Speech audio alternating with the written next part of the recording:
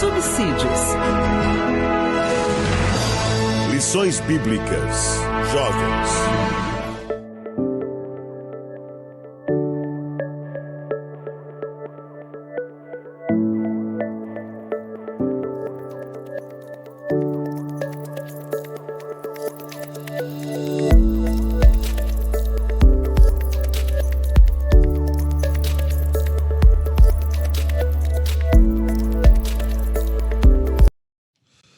A paz do Senhor, meus queridos irmãos, sejam muito bem-vindos a mais uma aula de conteúdo para subsídios aos professores da Escola Bíblica Dominical dos Jovens. Você está no ADCast, no estúdio, no Departamento de Comunicação das Igrejas Evangélicas Assembleia de Deus aqui em Piracicaba. O nosso coordenador é o pastor Neusley Moura e o pastor presidente da nossa igreja é o pastor Irineu Lima Pereira. Estamos estudando a revista do quarto trimestre, Exortação, Arrependimento e Esperança, o Ministério Profético de Jeremias, e hoje teremos a nossa lição a ser ministrada no dia 16 de novembro, domingo, a lição de número 7, uma promessa de restauração. Temos o texto principal da lição: não temas, pois tu, meu servo Jacó, diz o Senhor, nem te espantes, ó Israel, porque eis que te livrarei das terras de longe. Jeremias capítulo 30, versículo 10. Resumo da lição: o amor de Deus pelo seu povo é incondicional e podemos vê-lo não somente na correção dos hebreus, mas também em sua ação fiel de restaurá-los. Temos por objetivos da nossa lição hoje destacar a aliança de Deus com seu povo, ressaltar o caráter de Deus e a restauração de seu povo e mostrar o caminho e os resultados da restauração divina. Hoje conosco estaremos apresentando a aula com o professor presbítero irmão Gedeir.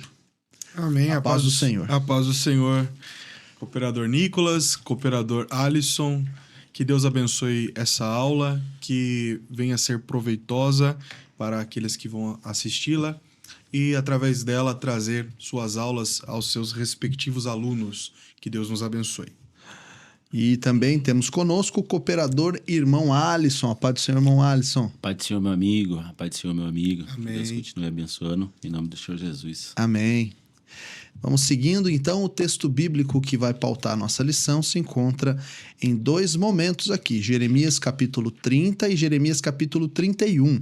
Jeremias capítulo 30 é versículo 8 a 11 e Jeremias capítulo 31 é do versículo 7 ao versículo 17. Por momento não vamos fazer essa leitura, mas os irmãos podem estar fazendo em suas casas para economizarmos aqui um pouco de tempo.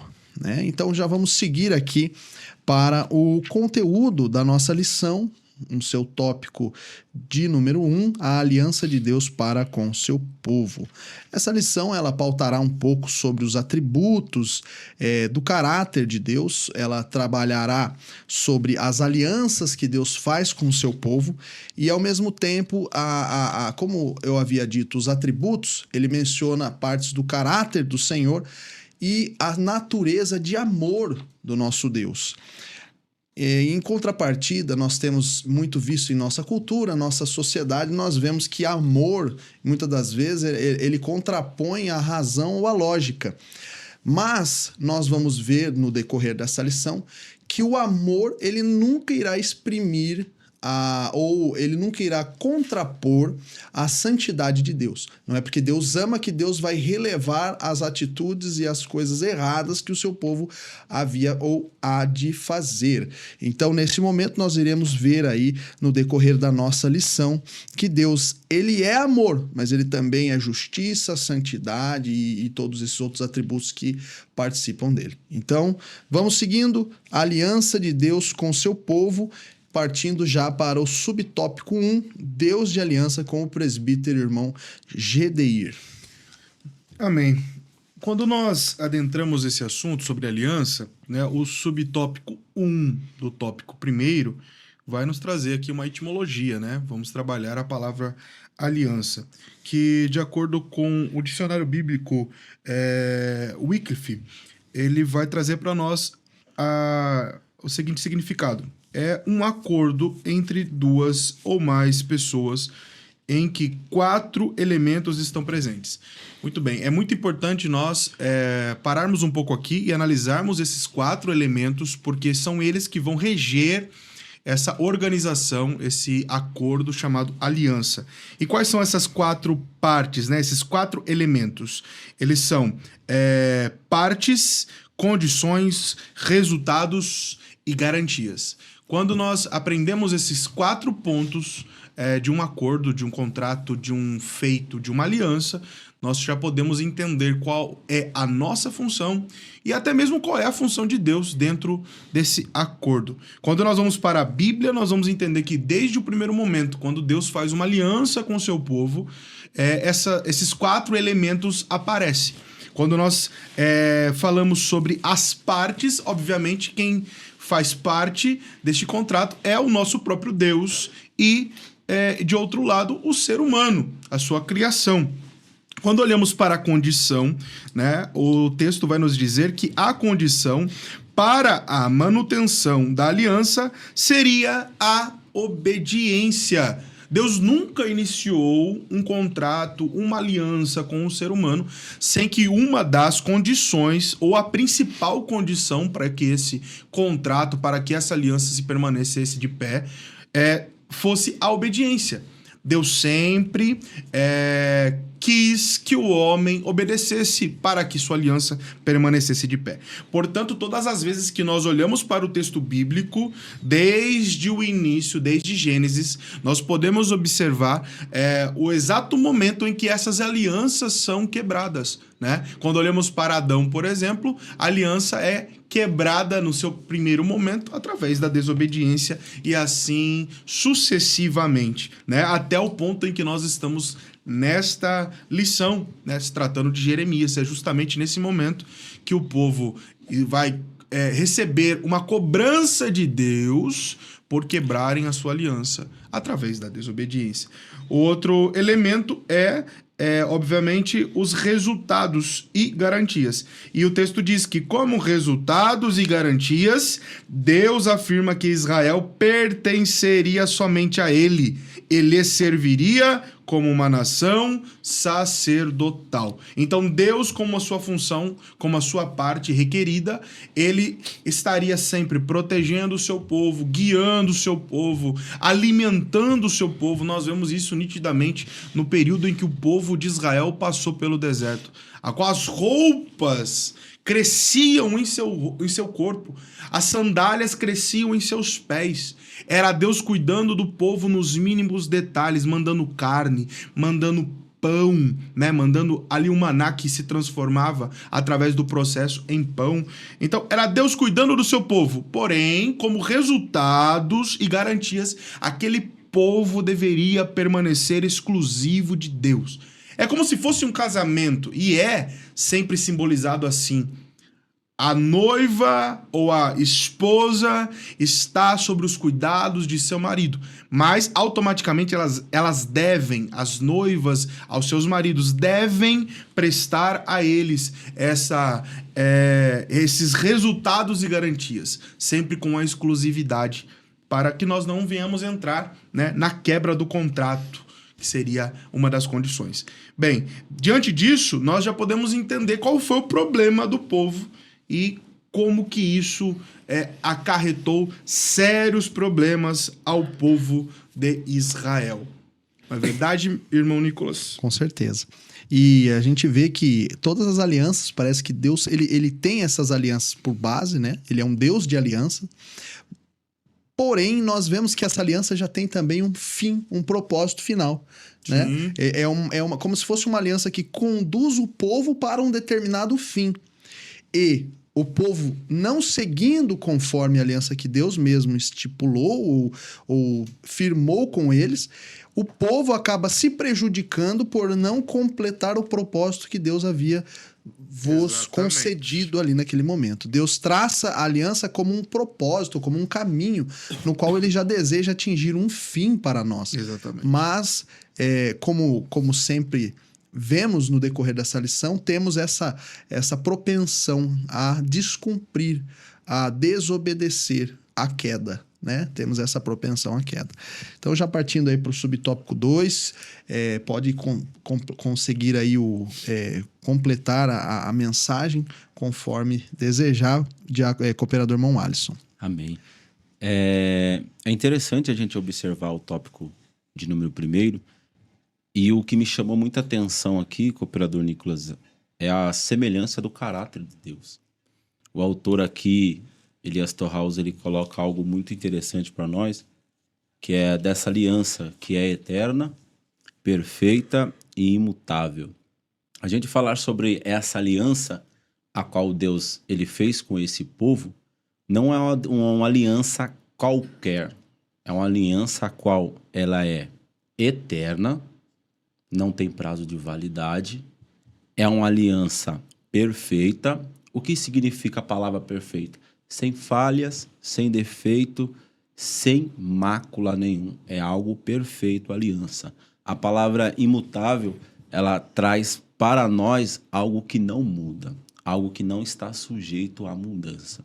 Você vê que a palavra a qual Deus ele olhou para essa nação através de Abraão, Isaque e Jacó, e a gente vai observar isso no tópico de número 2, que é essa aliança de Deus no Antigo Testamento. A gente sempre vai observar Deus expressando: eu sou o Deus de Abraão, o Deus de Isaque e o Deus de Jacó. É Deus trazendo: eu sou o Deus de aliança. É muito interessante a gente observar que essa aliança a qual Deus ele tem com esse povo é sustentável pelo quê? Pela sua fidelidade. Deus ele sustenta essa aliança ao ponto da sua misericórdia ela guardar essa aliança, mesmo o povo dentro do cativeiro. Agora, entrando no tópico de número 2, a gente acaba observando, irmão Nicolas, que, de acordo com as escrituras da aliança de Deus com a humanidade, ocorre tanto de forma condicional. E a gente tratar essa palavra condicional, ela significa que algo depende de uma condição para ocorrer. A gente vê a outra palavra que é incondicional. Significa que é algo que não depende de nada, de qualquer pessoa, não depende de nada. A gente vai observar que o quê? Que quando o povo de Deus está sob julgado no Egito, a gente observa que Deus, quando levanta Abrão em Gênesis capítulo número 12, no Gênesis capítulo número 15, verso 14, vai nos deixar algo muito interessante, que ao mesmo tempo que ele refresca a memória de Abrão, dizendo, ó, o seu povo vai se multiplicar ao ponto de você nem conseguir contar como a areia da praia. Porém, esse povo a qual vai se multiplicar muito, ele vai ficar peregrino na terra estranha, aproximadamente 400 anos. Quando a gente passa Isaque e Jacó, a gente vai observar o quê? Que quando passa José e todos os seus irmãos, Jacó morre e toda aquela descendência também morre, livro Êxodo, capítulo número 1, traz uma informação muito importante sobre essa aliança. Que quando o povo clama, o texto diz que o clamor do povo chegou ao ouvido de Deus. E Deus lembrou da aliança que ele fez com Abraão, Isaque e Jacó. E qual é a aliança essa? A gente, de suma importância, o que o irmão disse sobre essa aliança que é o quê? Imutável, eterna e perfeita. Podia passar o tempo que foi, mas Deus ele é fiel à sua aliança com o seu povo. E isso aqui também é engraçado de a gente também observar, meu amigo, que é o quê? Que esse povo que viveu 400 anos, esse povo já não tinha mais aliança com Deus, mas Deus tinha aliança com esse povo. Isso é interessante por causa do quê? Quando a gente vê que o povo que está peregrino no Egito, o povo não conhecia Deus. O povo não sabia quem era esse Deus de Abraão, esse Deus de Isaque, esse Deus de Jacó. Não conhecia. Porém, mesmo Deus, mesmo o povo sendo infiel a Deus, Deus continua sendo fiel ao seu povo, independente do cenário. Porque se a gente for olhar pela lógica humana, e aqui a gente observa que essa palavra incondicional, ela significa que algo não depende de condição nenhuma. Uma observação como um desconto. A gente for comparar alguma coisa, a gente quer desconto. Não é isso. A gente observa que Deus, independente da situação que o povo estava, a aliança de Deus era fiel. junto com a sua misericórdia. Glória a Deus. E é isso aí mesmo, na verdade, Deus, o que ele promete, ele cumpre. E o que nós damos em contrapartida, muitas das vezes a gente acaba deixando a desejar. Sim. Uma coisa interessante em relação a essa condição e essa, né, incondição, em relação a alianças no Antigo Testamento, né? Eu me lembro da aliança que Deus faz com Noé, né? A noética. Ela é simbolizada pelo arco-íris. E se nós analisarmos e fazermos uma viagem mental, nós observamos que a aliança que hoje nós temos como figura, que seria a aliança que nós carregamos no dedo, ela é um círculo perfeito, ela tem 360 graus. Quando nós observamos a aliança que Deus faz através do símbolo do arco-íris, ela é uma aliança que só é enxergada por metade. Se nós formos fazer a comparação em graus, seria 180 graus aparecer no céu, sendo que a outra parte da aliança cabe à terra. Então isso ficaria muito claro no sentido da condição, né, e da incondição, porque a parte de Deus é incondicional, ele sempre estará pronto a executar o seu acordo, né? Mas a parte humana é aquela a qual eu citei no começo, é a que se quebra muitas das vezes. Isso que você pontuou é de suma importância. Por causa do quê? Quando a gente trata sobre essa promessa condicional, que depende, às vezes, da maioria das vezes de nós, do nosso posicionamento, e esse, como o irmão pontuou, é a maioria das vezes do nosso maior erro. Porém, a gente observa isso no começo da caminhada de Abraão. Em Gênesis capítulo de número 13, após ele vir do Egito, ele volta muito milionário, ao ponto que a terra de Canaã, onde era dada para ele como promessa, não estava conseguindo suportar tanto Ló, seu sobrinho, e os seus pastores estavam tendo desavença. Sim. Porém, ele fala, escolhe para onde você quer, porque eu não quero ter desavença entre meus pastores com os teus pastores. Olha só, uma pessoa a qual tem promessa e tem aliança com Deus, ela não está preocupada com a geografia do mapa. E isso é muito interessante de a gente observar a confiança a qual Abraão tinha. Porém, aqui é os primeiros passos de Abraão com Deus. A gente observa que quando ele pede, dá essa responsabilidade para Ló, que vive por vista, ele olhou para as campinas do Egito, ele falou, eu quero lá, porque tudo que planta no Egito cresce, eu quero lá. E ele vai. Porém, ele deixa para Abraão, e Gênesis capítulo número 12, verso 10, vai dizer que Canaã é uma terra árida. É difícil de se plantar em Canaã. Montanhosa. Está tendo fome, está tendo crise em Canaã. Porém, quando Ló sai de Abraão, a gente observa Deus falar com Abraão o quê? Abraão, olha para o sul, olha para o oeste, olha para o norte, olha para o nordeste. Quando Abraão, fazendo uma conjuntura que ele começa a olhar, Deus, na parte B do texto, ele fala o quê? Para onde você for, eu estarei contigo. Isso aqui é a aliança, como o irmão estava falando. É a aliança a qual Deus ele tem com esse povo, que começou através de Abraão. A gente observa o quê? É Deus dizendo para Abraão, eu não sei se você vai para o sul, para o oeste, não sei para onde você vai, mas para onde você for, eu estou contigo. Abençoarei. Eu te abençoarei. E isso também nos leva a questionar um dos primeiros atributos ali sobre a questão da aliança. Quando Deus faz uma aliança conosco, com o seu povo, como o cooperador irmão Alisson comentou, Abraão não se importava qual terra Ló escolheria primeiro, porque ele sabia que a promessa era com ele. Só que um dos primeiros atributos que a gente vê quando se trata de aliança é a fé. Porque aquele que promete, ele cumpre. Sim. Mas nós temos que ter a fé para crer que ele vai cumprir. E a fé é exatamente isso. É descansar no Senhor a ponto de dizer, independente do que você escolher, você pode escolher primeiro. Vai para a esquerda, para a direita, porque eu sei que o meu Deus pode me abençoar em qualquer lugar que eu estiver. Abraão, temos essa aliança, assim como que o presbítero irmão Gedeir falou, a nossa responsabilidade na terra, mas também os 50% ali do arco-íris, também temos que ter a fé em crer que aqueles 50% estão no céu. A responsabilidade é para com Deus. A gente também observa também, voltando para o livro de Êxodo, a gente vai observar que o quê? Que a descendência de Abraão ia se multiplicar ao ponto que ele não ia conseguir contar como as estrelas do céu. Gênesis capítulo número 15. Porém, a gente vê que essa promessa ela é tão imutável ao ponto de Faraó, que é Remanesés II, a qual está sentado no trono, ele começa a ter preocupação com os hebreus porque eles estão se multiplicando de tal forma. Olha só, no Egito, e ele, com caráter de urgência, ele chama os encarregados da obra e ele fala, aumenta as cargas dos hebreus. Por quê? Para que eles não venham a se multiplicar. Mas o engraçado é que quem tem promessa, quem tem aliança com Deus, pode oprimir. O texto de Êxodo capítulo número 1, verso 11, vai dizer que quanto mais Faraó aumentava a carga dos hebreus, mais o povo crescia. E a pergunta é, como que alguém consegue crescer embaixo de jugo pesado, embaixo de escravidão? É só quem tem promessa e aliança com Deus. Glória a Deus. Então, nós tivemos aqui no subtópico 2 uma ótima exemplificação acerca do que se trata da aliança de Deus no Antigo Testamento.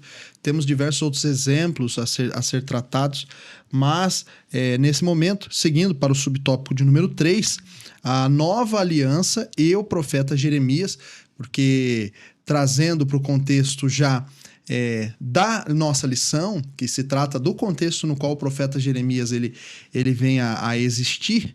Então nós vemos que o contexto onde eles estavam se encaixando ali no capítulo 30 a 33 era anterior ao cerco de Jerusalém, mas era em todo aquele momento de tensão que estava acontecendo, do exílio babilônico, o Império Babilônico oprimindo já e criando aquele ambiente de guerra como um todo.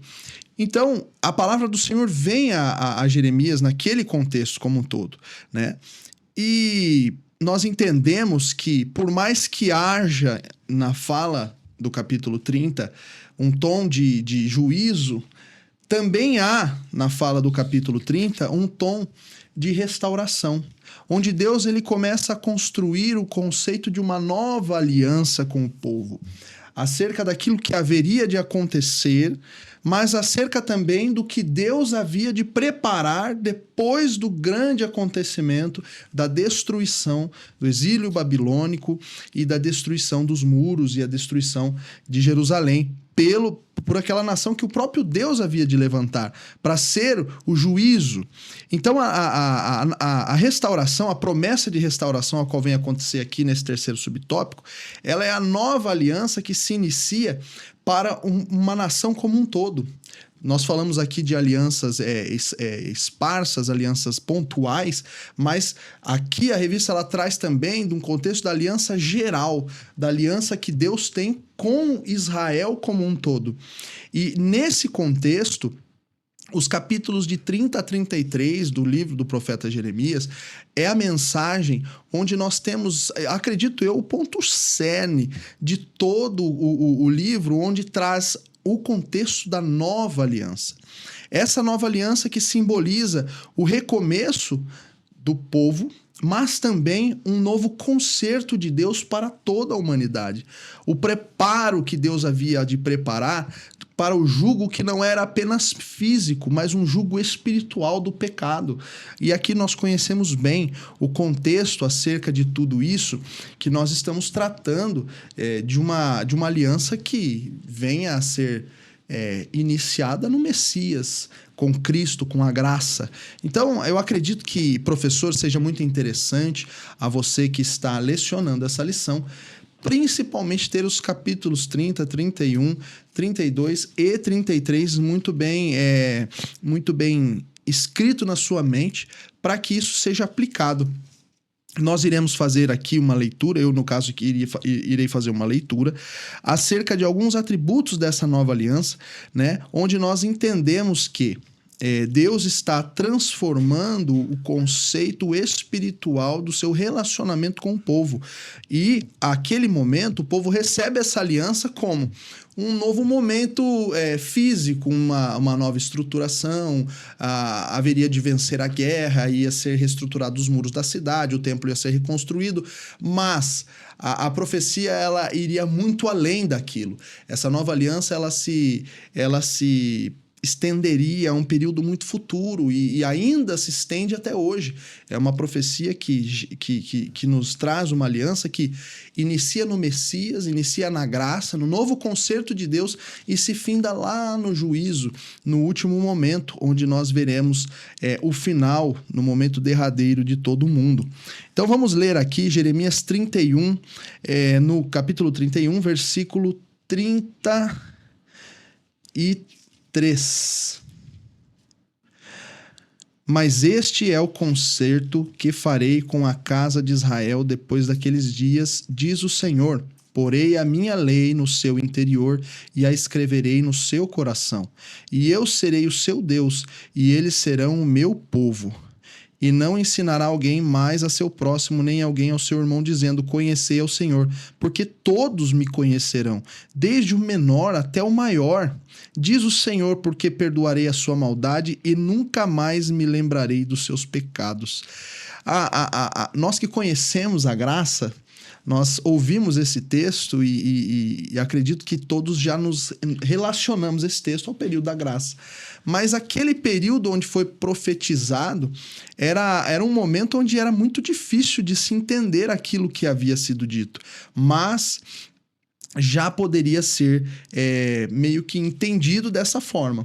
Como? Vamos dizer o seguinte, a lei no coração, temos um contexto bíblico posterior, quando Jesus, ele menciona, o apóstolo Paulo, na verdade, ele menciona isso em 2 Coríntios. A nova aliança também é mencionada no livro de 2 Coríntios. Nós falamos isso quase todos os meses no segundo domingo. Este é o cálice da nova aliança no meu sangue.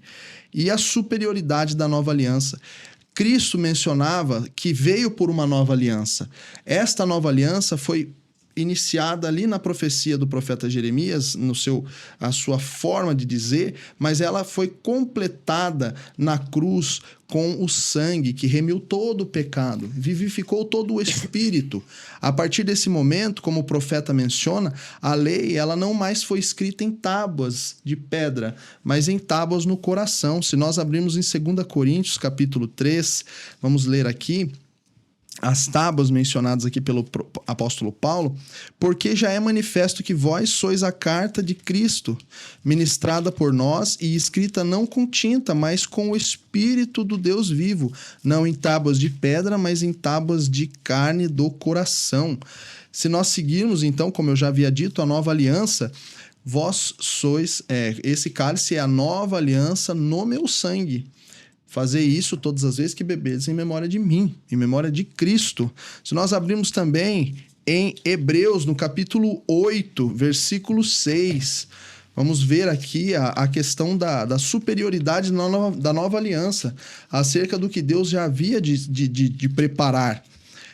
Mas agora alcançou ele ministério tanto mais excelente quanto é mediador de um melhor concerto. Quem é o mediador desse novo concerto, senão Jesus? Jesus, ele é levantado, alcançou o ministério excelente, levantado como mediador deste novo conceito, que é confirmado em melhores promessas. Então, é tanto um melhor concerto quanto o anterior. Existem diversos versículos no Novo Testamento que mencionam acerca desta nova aliança.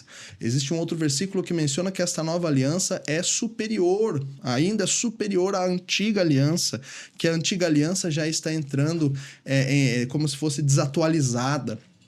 E logo se findará, porque todas as coisas são novas e tudo vem se fazendo. Então, nós temos aqui diversas menções acerca dessa nova aliança. Uma nova aliança que é mencionada pelo profeta Jeremias, contudo, concretizada em Jesus Cristo.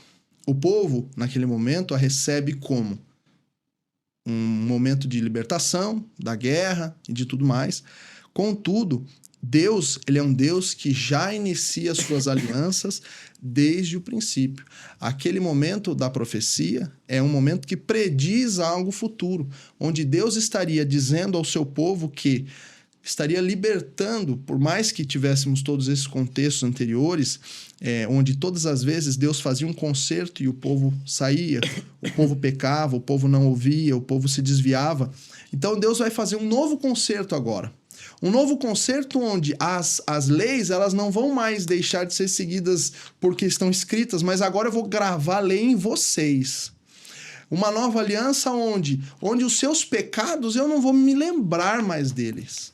Aqui, conforme Deus está dizendo, é como se Deus estivesse mencionando uma aliança tão forte, tão intensa, na qual nós mesmos estivéssemos dificilmente, se fosse extremamente difícil de nós abrirmos mão dessa própria aliança. É Deus fazendo todo o trabalho para que nós possamos nos aproximar dele. A nova aliança, ela se consiste em uma palavra, amor. É Deus enxergando a todos com amor. No capítulo 31, nós vemos as menções que Deus faz acerca do sofrimento, e a alternativa para esse sofrimento é essa nova aliança.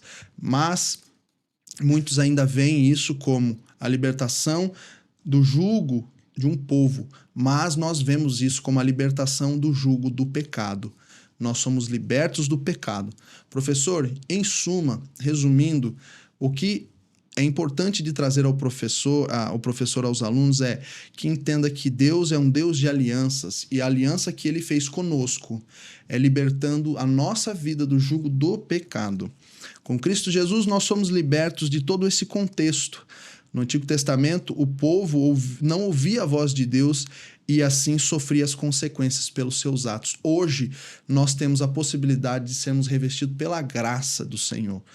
E, eventualmente, o pecado já não tem poder para nos destruir. Por quê? Porque moído foi Jesus na cruz por nossas iniquidades. Deus, ele continua sendo um Deus justo, e as consequências pelas nossas ações, elas continuam valendo.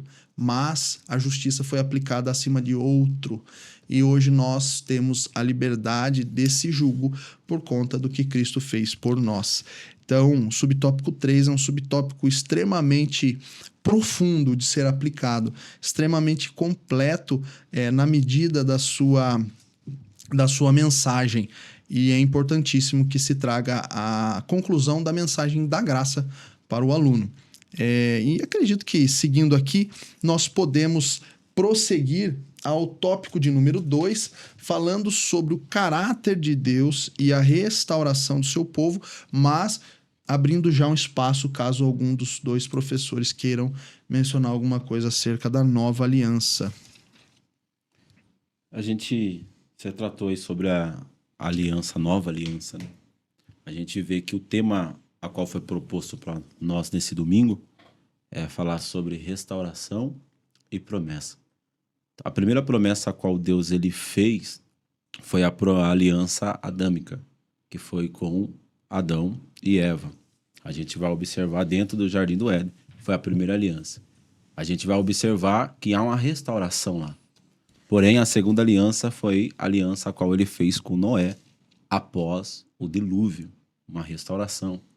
A terceira aliança a gente vai observar que é a aliança abrâmica, que é uma aliança feita com Abraão, seus descendentes, com a promessa de uma nação e uma nação abençoada. A quarta promessa é a aliança mosaica, a aliança a qual ele fez com Moisés e o povo de Israel no Monte Sinai. A quinta aliança foi a aliança a qual ele fez com Davi, conhecida como aliança davídica. É um compromisso com o rei Davi, prometendo um rei eterno, já apontando para Jesus Cristo. Porém, tratando dessa nova aliança, ela é realizada através de quem? De Jesus Cristo, como o cooperador Nicolas já falou aqui, de um rei eterno, Jesus Cristo selado pelo seu sacrifício. Então, o que o autor ele traz para nós diante desses três tópicos desse primeiro tema é o quê? Que toda aliança a qual ele faz, ele também é acompanhada de uma restauração. A gente vê tanto com Adão, Noé, Abraão, Moisés, Davi e também com Jesus Cristo. E isso daqui é interessante de a gente observar, principalmente trazendo para os nossos dias, cooperador Nicolas, que esse Deus a qual nós temos aliança e ele tem aliança conosco, é um Deus que ele faz aliança, é um Deus ao qual faz a promessa e é um Deus também que restaura, assim como ele restaurou toda a humanidade através do sacrifício do seu Filho Jesus Cristo. Glória a Deus. É isso aí mesmo. E um complemento ainda enfatizando isso, que eu acho que é muito importante para que a gente possa criar um corpo mais existente nesse subtópico 3, é que se nós formos analisar todas as alianças que Deus fez com o homem, sempre há um apontamento para Jesus Cristo. Quando nós olhamos para o Éden, Jesus estava lá, o apontamento estava lá, né? Na descendência da mulher que esmagaria, né? Pisaria a cabeça da serpente. Quando nós olhamos para as demais, né? Todas nós vamos encontrar a mosaica, o próprio Moisés apontou para que um dia viria um profeta como ele, né? Se tratando do próprio Jesus Cristo, assim como a própria lei que Paulo vai tratar ela como aio, que fez esse acompanhamento até a perfeição da graça, que é Jesus Cristo, né? A serpente no deserto. E quando olhamos para a davídica, o capítulo principal da aliança davídica é Davi recebendo de Deus uma promessa totalmente ligada à pessoa de Jesus Cristo. Não tem como, Não né? tem como escapar. Ou não olhar e não ver Jesus. Não ver Jesus ali. Então, o que nós achamos que talvez seja rompimentos, né? Nós conseguimos observar aquilo que o cooperador Nicolas já disse, que é a parte incondicional. Era Deus já tratando a sua aliança incondicionalmente, até chegar em Jesus Cristo. Então, ela vai, e nós observamos pelo texto bíblico que a promessa que viria da linhagem de Judá, né? Ela passa por altos e baixos, a gente vê aí a todo momento essa oscilação nessa aliança, né? Essa oscilação humana, mas nós entendemos pelo texto bíblico que Deus o tempo todo guardou a sua aliança, porque ela estaria se cumprindo na pessoa de Jesus Cristo. A gente vê a fidelidade dele também, né? Glória a Deus. Seguindo então para o subtópico 1 aqui do tópico 2, já continua também, presbítero irmão Gedeir. Já faço uma emenda aqui. Isso aí. Quando nós entramos no tópico de número 12, nós vamos tratar o caráter de Deus e a restauração de seu povo. Aqui nós queremos deixar mais explícito a pessoa e o caráter de Deus. Porque ao mesmo tempo que um dos seus atributos fosse a justiça, né? Que inclusive foi o primeiro motor para que aquele povo fosse castigado, porque como Deus é justiça, ele não permite injustiça interligada a ele, né? Nós já citamos aqui, mas fica uma lembrança aos irmãos que quando se trata da parte de Deus e quando se trata a parte do ser humano, né, a parte condicional e a incondicional, nós lembramos do capítulo de número 59, de Isaías, que é quando Isaías diz assim, que as mãos do Senhor não estão encolhidas para salvar, né? Nem os seus ouvidos estão agravados para que possam ouvir.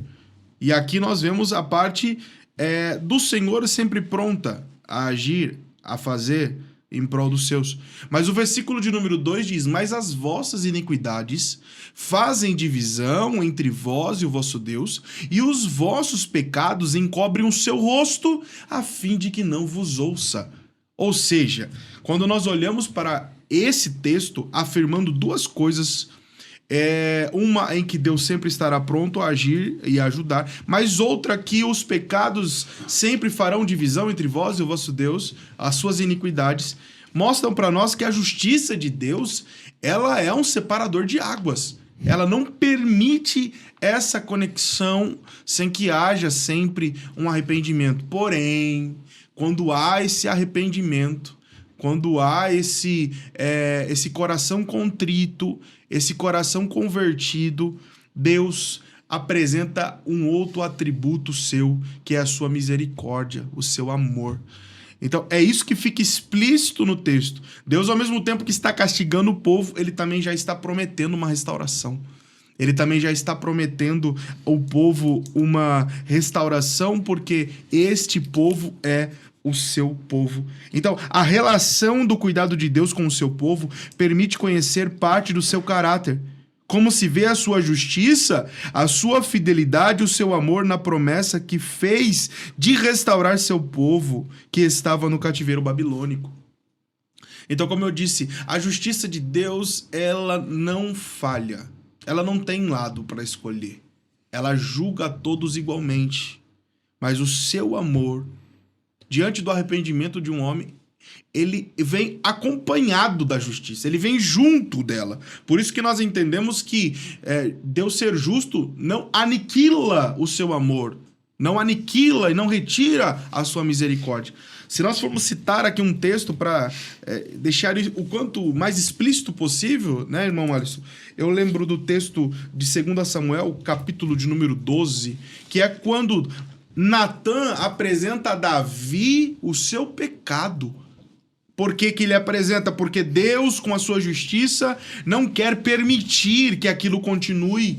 Vindo de um homem que foi escolhido como segundo o seu coração, ele envia Natã com um propósito para confrontar o pecado de Davi.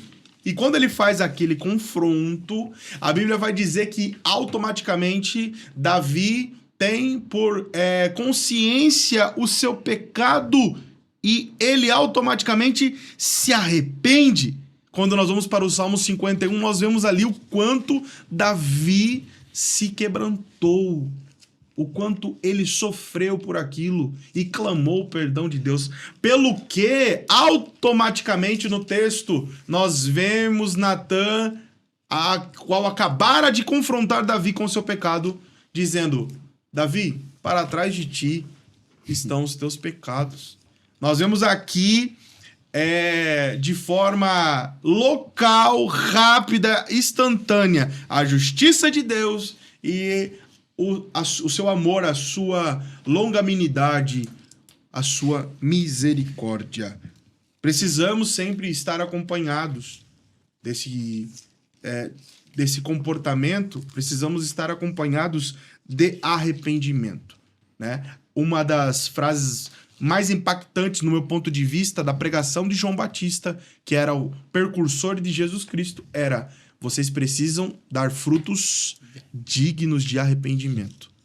Para que nós venhamos viver essa graça, precisamos ter esse sentimento chamado arrependimento em nossas vidas. Glória a Deus. Seguindo já para o subtópico de número 2, Imperador Irmão Alisson. Muito bom a gente falar sobre as características de Deus e a sua restauração com o seu povo. Esses atributos de Deus aí, e as suas qualidades, diz muito a respeito do seu caráter. Porém, Deus, ele carrega 60 atributos. E nós sabemos da sua onipotência, da sua onisciência, da sua onipresença, do seu amor, da sua justiça e também da sua santidade. Porém, um atributo de Deus que me chama muito a atenção é o atributo da longanimidade. Deus, ele é longânimo, muito longânimo e tardio para se irar. Porém, a gente observa falar sobre o cativeiro, a gente observa que o cativeiro babilônico, ele serviu de disciplina para disciplinar o povo a qual tinha aliança com Deus. Mas espera lá, Deus não é amor? Deus não é bondade? Deus também não é misericordioso? Mas, porém, a pergunta a qual a gente vê muitos no Antigo Testamento, principalmente nos profetas menores, e a gente vai ver essa expressão no livro de Abacuque: por que a iniquidade? Por que o ímpio ele está acima do justo? É um questionamento do profeta. Abacuque não consegue entender, irmão Gedeir, ao ponto de entender o quê? Como que Deus, sendo santo, poderoso, nós somos a nação eleita, o povo adquirido dele, como que ele levanta a pior nação da época, que era os babilônicos, para poder oprimir o seu povo escolhido? Na lógica humana não tem sentido. Na lógica humana não faz sentido o que Deus ele está fazendo com o seu povo escolhido. Porém, o atributo de Deus, que é essa longanimidade dele, é acompanhada com amor, bondade, lealdade e fidelidade. Por quê?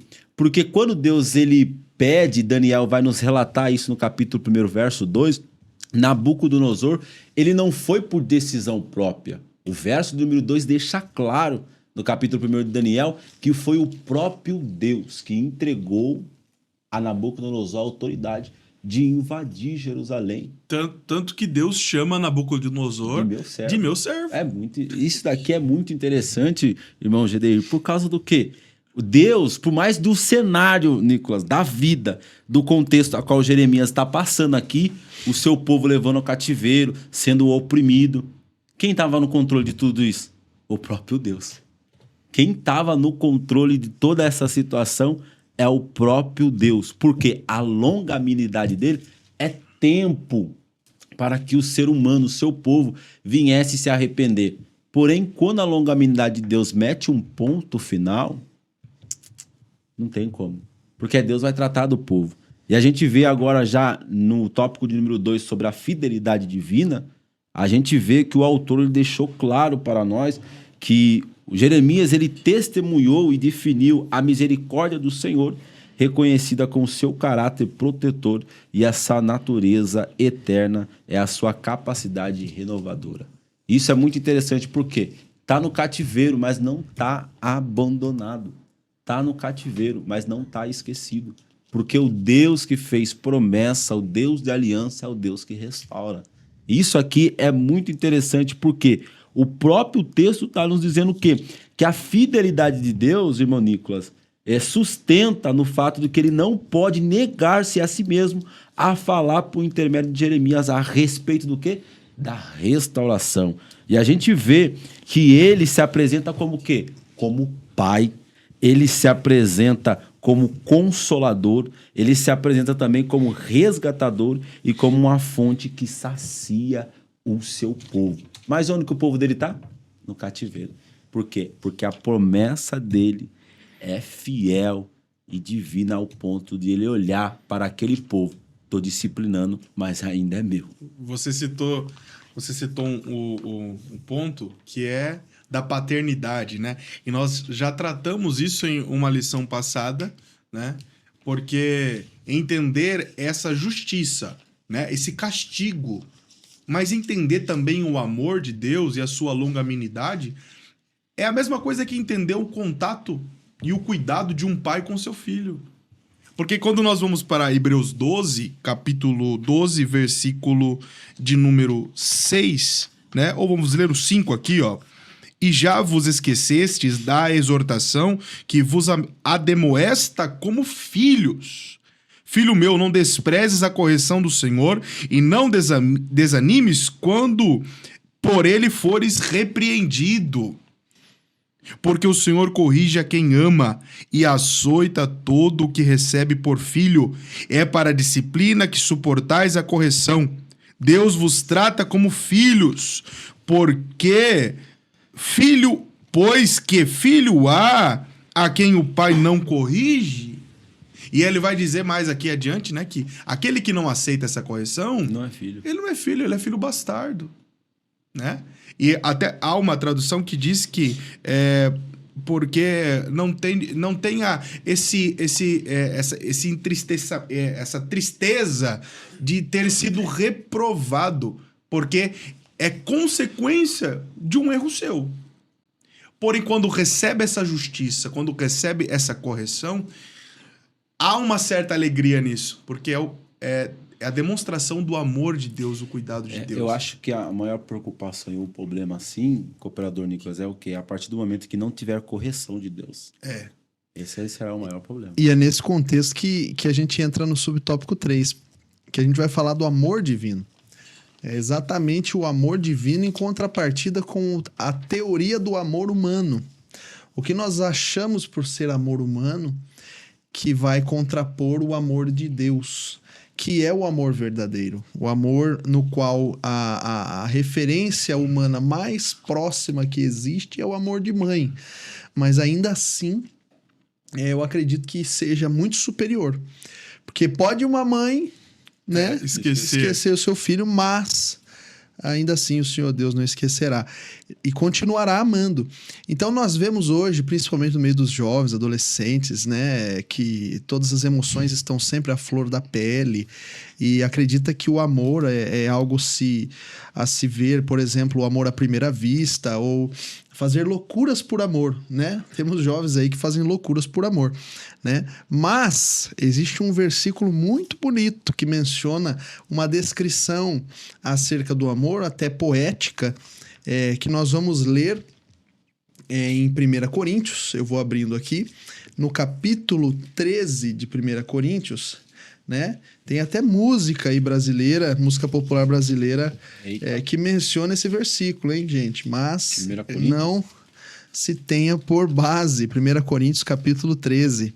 Ainda que eu falasse a língua dos homens e dos anjos e não tivesse amor, seria como o metal que soa ou como o sino que tine. E ainda que tivesse o dom de profecia e conhecesse todos os mistérios e toda a ciência, e ainda que tivesse toda a fé, de maneira tal que transportasse os montes e não tivesse amor, nada seria.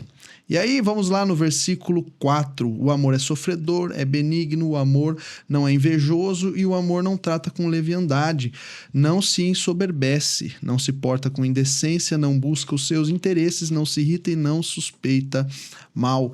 E a gente vai seguindo com a definição de amor que nós podemos identificar nesse versículo. Meus irmãos, como o presbítero irmão Geder comentou, o amor ele corrige. O amor de Deus, ele corrige. Nós vemos principalmente hoje, né, na nossa sociedade doente que nós temos, que tudo é uma ofensa, tudo é sensível, né? Uma visão de que uma pessoa que corrige a outra, ela não ama. Uma pessoa que causa algum desconforto não pode ser considerada uma pessoa que se importa com a outra, né? Principalmente com esse monte de coach de relacionamento que nós temos e afins. Meus irmãos, a referência bíblica que nós temos para a nossa vida é a referência única acerca de várias matérias que nós temos que considerar para nós. A Bíblia fala que o amor, ele não se porta com indecência e não busca os seus interesses. A Bíblia não vai dizer que porque Deus ama, Deus ele releva algumas coisas que não devem ser relevadas. Deus ele continua sendo santo. E nós vemos diversos exemplos bíblicos que levam em conta a santidade de Deus em detrimento de seu amor. Ele continua sendo e tendo 100% desses atributos, conseguindo sim trabalhar com eles de forma plena. Deus é um Deus santo. Acerca das suas alianças, o cooperador irmão Alisson disse que Deus ele faz as alianças, mas ele também as restaura. Por quê? Porque ele faz as alianças e o homem corrompido não consegue permanecer nessa aliança. E ao mesmo tempo que Deus ele aplica a sua justiça, ele também aplica a restauração. Ele também traz uma nova alternativa acerca daquilo que ele deseja. A aliança ela tem uma finalidade e o amor de Deus é essa finalidade. O amor de Deus ele determina a finalidade para que a sua aliança tenha por base este fim. Deus nos ama, Deus institui um plano para a nossa vida e nós, seguindo esse plano, vamos atingir o objetivo de Deus, que é um objetivo fundado no amor. Se você quer ter uma vida de sucesso, uma vida de paz, uma vida de harmonia, siga uma vida dentro do amor de Deus, porque o amor de Deus, ele é completo para nós. É algo que nós temos 100% na nossa vida. E se seguirmos as alianças que Deus tem feito conosco, os projetos que Deus tem feito conosco, qual outro fim nós podemos ter, senão o fim designado, projetado pelo nosso próprio Deus? Mas lembrem-se que Deus continua sendo santo. Deus continua sendo um Deus que vela pela sua palavra. Peguei aqui um outro versículo, estava procurando, mas ele é em 2 Samuel, Deixa eu abrir aqui. 2 Samuel, no capítulo de número 6, temos aqui o versículo 6. E chegando à eira de Nacon, estendeu Uzá a mão à arca de Deus e segurou-a, porque os bois a deixavam pender. Então a ira do Senhor se acendeu e Deus o feriu ali por esta imprudência. A arca estava voltando a Jerusalém, estavam em clima de festa e do nada alguém morre. Por quê? Porque descumpriu uma determinância do Senhor. Não poderia tocar na arca. Ele não era o povo específico determinado por Deus para tocar na arca. Mas a arca teve um desequilíbrio ali, ela caiu e estavam todos em festa, independente de qual momento estar na nossa vida. A gente pode estar em festa, a gente pode estar em luto, a gente pode estar no pior momento da nossa vida ou no melhor momento de festa da nossa vida. O que Deus fala, ele continua agindo. O que Deus determina continua sendo verdade. A sua santidade não muda por conta do nosso ânimo, do nosso momento ou da situação em que nós nos encontramos. Se Deus diga não toque, independente do momento que você estiver. E isso continua sendo amor. Por quê? Porque é o que ele determinou para nós. E se cremos que Deus é o Deus que nos ama, acima de tudo, cremos também que suas ordenanças fundamentadas neste amor nos darão uma vida de muito sucesso, muita alegria debaixo da sua presença e debaixo do seu amor, né? Então, o subtópico 3, encerrando já este tópico 2, ele menciona o amor divino, que contrapõe um pouco a nossa visão de amor, mas que Deus demonstra o seu amor perfeitamente, que ele convive perfeitamente com a sua justiça. A justiça de Deus, ela não confronta o amor de Deus. Deus é 100% justo e também é um Deus que ama, um Deus incorruptível. Seguindo então para o tópico de número 3, se algum dos professores quiser fazer um breve apontamento, podem fazer, e seguimos aí para o tópico de número 3, Alisson, Gedeir. Amém. Amém? Amém? Amém. Então, podemos seguir aí. Quando olhamos para o tópico de número 3, o tema assim diz: o caminho e os resultados da restauração divina. Então, qual que é o objetivo desse tópico de número 3? Apresentar aqui o sistema, a forma utilizada, né? Vista que as atitudes de um povo, quando alcança de Deus uma misericórdia, serve para nós de exemplo. Porque dentro desse processo chamado salvação, nós nos encontramos várias vezes em momentos em que o que Deus quer fazer com a gente é nos castigar. Porque nós, por algum momento, nos desviamos daquilo que ele colocou como propósito em nossa vida. E o que o subtópico de número 1, vai nos ensinar? Que a oração, ela é um recurso de restauração. Nós já falamos anteriormente de um texto, né? Que está lá no livro de Mateus capítulo 3, verso 8, quando João Batista está pregando e ele diz que o arrependimento, ele é vindo de frutos, né? Há um comportamento em nós que gera frutos dignos de arrependimento. E um desses frutos, meus irmãos aqui, e meus irmãos que nos assistem, é a oração. Esse é o caminho para que esses frutos venham surgir e venham gerar arrependimento, sejam dignos de arrependimento. Por quê? Porque nós vemos hoje, né, uma aplicação já pessoal, nós vemos hoje muitas pessoas que se dizem arrependidas, mas não conseguem viver uma vida de oração. Como podem estar arrependidas de algo que fizeram contra o seu Deus, contra o nosso Deus, mas não mantêm uma comunicação com Ele? É muito bem explícito que, ao renovar as promessas de restauração do seu povo, o Senhor apresentou a oração como um dos principais recursos de restauração, ou ainda como o meio pelo qual a vontade de Deus é cumprida. Nós precisamos entender que a oração é o caminho para a restauração. Buscar a Deus é o caminho para essa restauração. No livro de Lamentações, no capítulo de número 3, nós encontramos aquele famoso texto, se tratando aqui da misericórdia de Deus. No versículo de número 22 do capítulo 3, diz: as misericórdias do Senhor são a causa de não sermos consumidos, pois as suas misericórdias não têm fim. Novas são a cada manhã, grande é a tua fidelidade.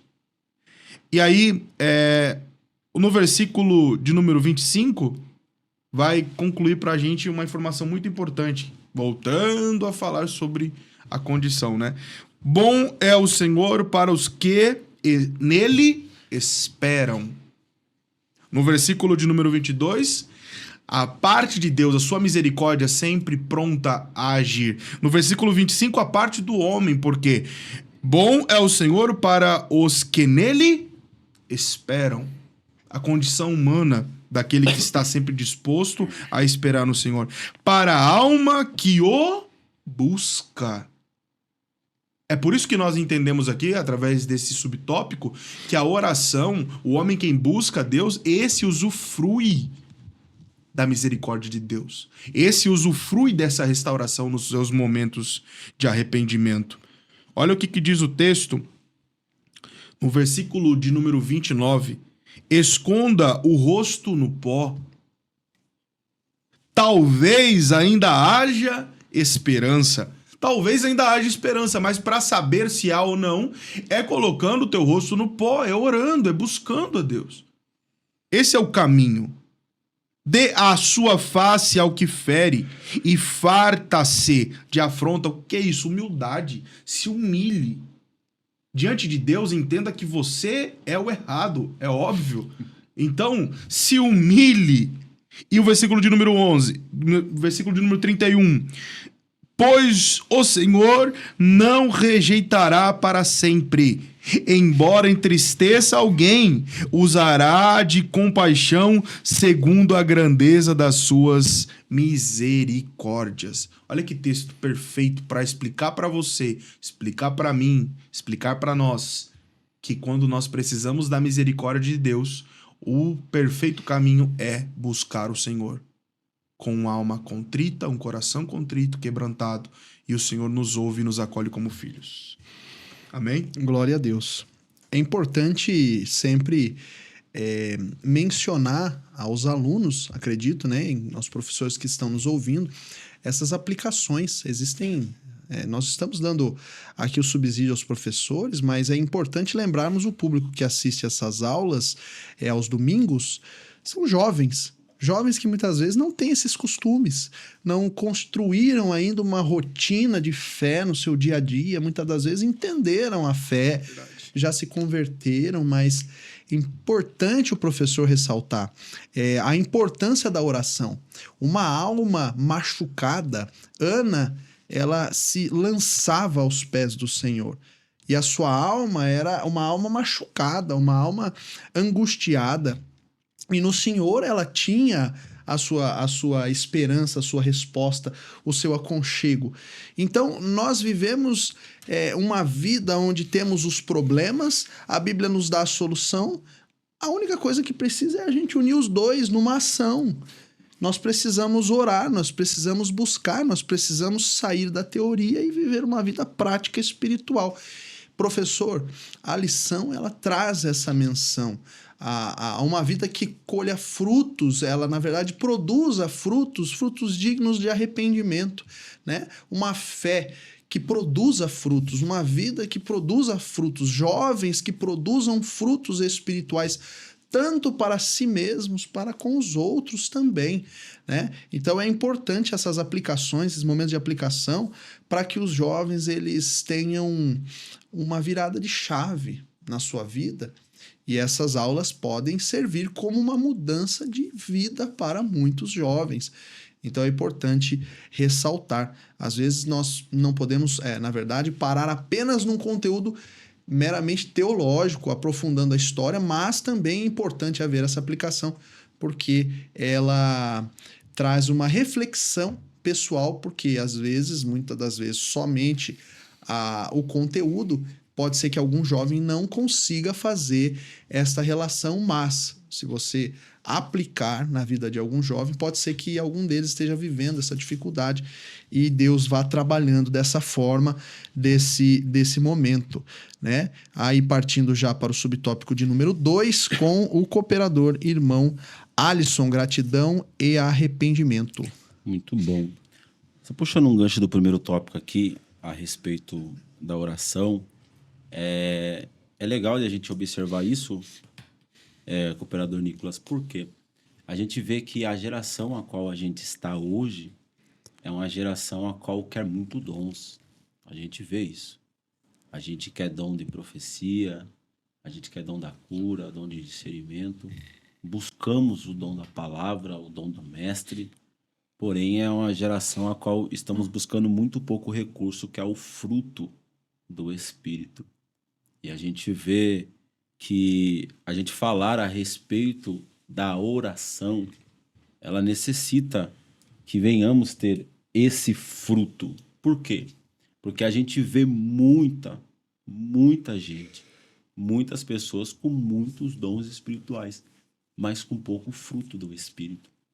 E isso é de suma importância o professor, ele explicar isso para os alunos, aplicar isso para os alunos. Por quê? Os dons são necessários? São necessários. Mas o que vai adiantar ter todos os dons e não tiver o fruto do amor? O cooperador Nicolas, ele citou aqui que é como um sino que ecoa, né, cooperador Nicolas? Sim.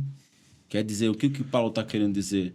Você pode ter todos esses dons, mas você vai ser vazio por dentro. Vai fazer barulho, mas vai estar vazio. Barulho, mas vai estar vazio. E ainda que tenha profecia, conhecesse todos os ministérios e toda a ciência, ainda que tivesse toda a fé, de maneira que transportasse os montes, não tivesse amor, nada seria. Vazio. Versículo 2. O fruto do amor, o fruto da alegria, da paz, da bondade, da fidelidade. Necessitamos de caráter de urgência que venhamos buscar mais o fruto. E a gente, trazendo aqui sobre o arrependimento, bem rápido, a gente já tratou isso na lição de número 2, que é a metanoia, mudança de direção, mudança de rota, mudança de destino. Porém, algo me chama muita atenção aqui, que é a respeito de ser grato. É reconhecer o quê? A própria alimentação de aceitar o valor do outro. A gratidão é a atitude de uma pessoa, Nicolas, que reconhece que não chegaria aonde chegou se não fosse por auxílio de alguém. O que Deus está querendo trazer, tanto para aquela época e também para nós nos dias de hoje, é que Judá ele foi levado cativo. Por isso, a sua restauração visitaria esse povo a reconhecer o Senhor, servindo com inteireza. O que é essa palavra inteireza de coração? Ser completo, ser honesto, ter retidão. Você servir Deus verdadeiramente. Porém, o arrependimento não é remorso, e muito menos choro e gritaria. O arrependimento é você compreender, você entender, e é isso que Deus ele queria cativeiro. É o quê? Coloquei você no cativeiro babilônio. Mas o que eu quero de você, primeiro, é a gratidão, porque eu estou cuidando. Segundo, que o arrependimento eles pudessem enxergar. Não é choro que Deus está buscando, e muito menos batição de pé, rolação, rasgar as vestes, como os fariseus faziam. Não é isso. Deus está dizendo. Eu quero o quê? Arrependimento, que é o quê? Mudança de mente, mudança de direção, mudança de rota. E é isso que o autor está trazendo para nós sobre isso. E o que mais prejudicava durante esse povo para estar dentro do cativeiro é a gratidão, que foi um dos maiores motivos a qual Deus resolveu levar o seu povo para a Babilônia. Glória a Deus. Seguindo então para o subtópico de número 3, já encerrando a nossa lição, nós temos que o cativeiro babilônico, na verdade, os frutos da restauração, né? Nós temos que o cativeiro babilônico foi um dos períodos mais sombrios da história dos judeus. Hoje nós temos aí, como todos bem sabem, o período da Segunda Guerra Mundial, onde mais de 6 milhões de judeus foram mortos. Hoje na história, esse foi, de fato, o pior momento da história para todo esse povo. Mas antes desta época, um dos maiores períodos foi o exílio babilônico, o cerco de Jerusalém e aquela destruição como um todo, né? E esse evento levou a uma grande destruição. O texto fala que houve muito choro, lamento, tristeza, ali em Jeremias, no capítulo 30. Mas os frutos, na nova aliança, os frutos da restauração deste momento foram gritos de alegria. Seriam, né, nessa profecia do capítulo 31, gritos de alegria, seriam libertos do cativeiro, a liberdade, o descanso, o refrigério, representados aí como águas tranquilas e o caminho direito. Então Deus, ele promete esta restauração e tem por esses frutos da restauração a promessa do que Deus havia de restaurar para eles. Como a gente conversou ali no tópico de número 1, a promessa ela não se restringiria apenas a um momento físico, naquele momento físico específico, mas a promessa de Deus se estenderia numa nova aliança, num novo concerto do novo rei que há de ser levantado, Cristo Jesus, o Messias. Tendo Jesus, então, como inaugurador da graça, aquele que iniciou no seu sangue a graça, o período da nova aliança, o novo concerto que foi profetizado em Jeremias, capítulo 31. E seguindo aqui já para o encerramento da lição, vamos fazer a leitura da conclusão da nossa lição. Esta lição é um convite a continuarmos reconhecendo a importância da oração, seguida de gratidão e arrependimento, como meio de alcançar a renovação espiritual, à semelhança do compromisso de Deus com Judá, que, fundamentado em seu compromisso com a sua aliança com o seu povo e em seu caráter, o Senhor permanece o mesmo e pode restaurar o que se quebrou e promover renovação espiritual ainda hoje. Eu acredito que a lição se conclui em oração e nova aliança. Deus pode fazer uma promessa para cada um de nós e nós devemos estar sempre em oração, buscando a Deus, porque com isso Deus pode falar conosco, mas também tocar a nossa alma, restaurar nosso ânimo, restaurar nosso vigor em tudo que nós precisemos, e também devemos estar sempre em comunhão com Ele para rendermos honras e glórias a Deus, que merece esta honra e esta glória para sempre. Meus irmãos, acredito que seguimos ao encerramento da lição de hoje. Quero deixar esses minutinhos finais aqui para os professores fazerem suas considerações e os seus agradecimentos. Presbítero irmão Gedeir. Amém. Acredito que conseguimos deixar aqui o mais claro possível o que essa lição está tratando, e como o irmão Nicolas já concluiu, que fiquemos com essa recomendação, oração, para que venhamos manter essa aliança em nossas vidas. Que Deus abençoe a meus amigos. Amém. E que Deus abençoe a todos que irão ver essa lição e possa servir de grande obra para o Senhor Jesus. Amém. Quero aqui também expressar minha gratidão, porque a gente estamos aqui para trazer um subsídio, mas também aprendemos bastante coisa. E algo que o Nicolas já falou, aliança, o Deus que faz aliança também é o Deus que restaura. A gente vê Jesus, Deus reparando, Deus cuidando e Deus selando por essa aliança. Que possamos aí entender, compreender e adquirir o que o autor está querendo trazer para nós professores, para nós superintendentes, também para nós jovens nesse domingo. o Deus da aliança. Amém. A você, professor, que esteve até aqui, desejo a paz do Senhor Jesus a todos. Muito obrigado por acompanhar mais uma aula. Comente, compartilhe esse conteúdo e curta para que a plataforma sempre esteja indicando esses conteúdos para você. Agradeço. Até uma próxima aula. Em nome de Jesus. Até mais. Tchau, tchau.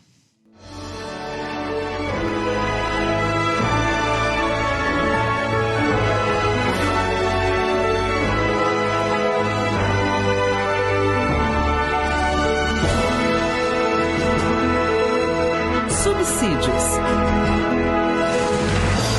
Lições Bíblicas. Jovens.